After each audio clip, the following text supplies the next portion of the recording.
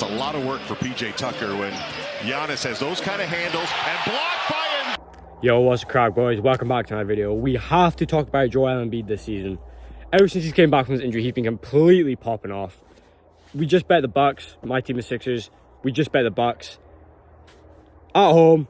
Finally, we're actually beating good teams. Doc Rivers still the coach though, but oh well. But this, it's not about the team. Well, it's about the team. It's about Embiid and how he's just been completely proven he's possibly the best player in the NBA right now. There's no world where you can tell me Joel Embiid is not a top 5 player right now, even before the season. Like, he plays like the best player in the world, but he doesn't have the playoff success to be the best player in the world. That's just me being honest, to be honest. Like, that's me being honest, to be honest. What?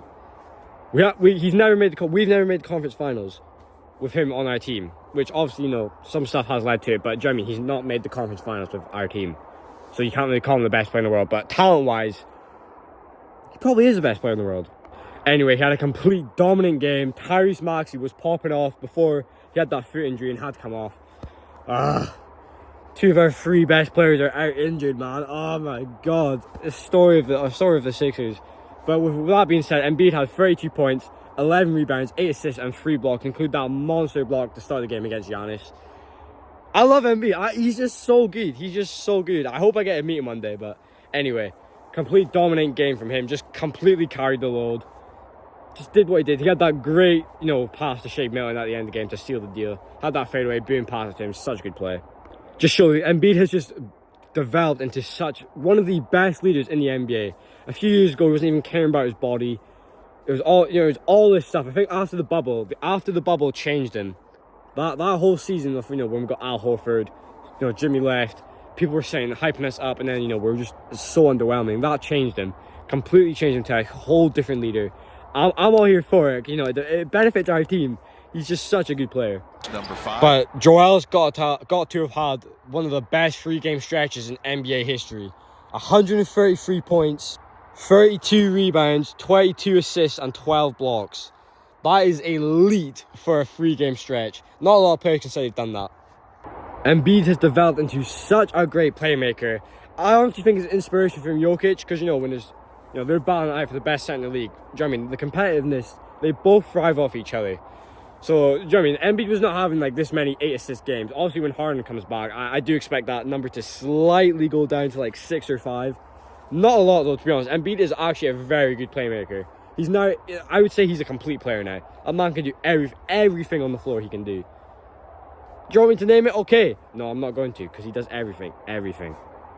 We've now won 4 straight games against the top 7 teams. Obviously, our season to start was absolutely dreadful, to be honest. It was, wow, it was rough. 0-3, all this stuff. But now, you know, we're actually picking up some pace. We've beaten some very good teams, especially the Suns and the Bucks. They were both just facing in the finals 2 years ago.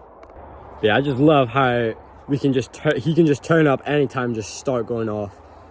That 59-point game he had against the Jazz, that was just him being like wanting to get it.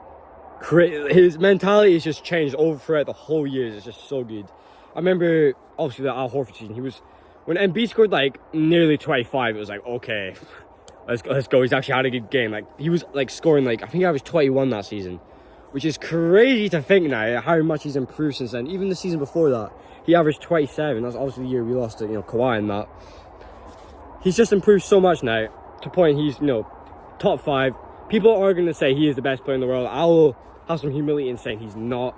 Talent-wise, yes, but a lot goes into being the best player in the NBA. Like, accomplishments. He has accomplished a lot in this league, but, you know, playoff success is definitely important. He's top 5, though. I would say 5th. My top 5 would probably be Giannis. No order. Giannis, Luka, Embiid, Jokic, and... Did I say Luka? Giannis, Luka, Embiid, Jokic... Probably Tatum. He's in that list now. It's crazy. He could definitely win MVP as well, because, you know, Maxey's... No, I don't expect Max to be out for a while. I do expect Harden to be a bit more injured as well. But apart from playoff time, I think he will be back. But Embiid can definitely win MVP this season. Definitely this season as well, like I just said. Next season as well. This guy is in his prime. One of the most talented players in the league. He's literally a 7-foot wing. That's literally defined. He's literally a big, stronger Victor Wembanyama. That's how it is.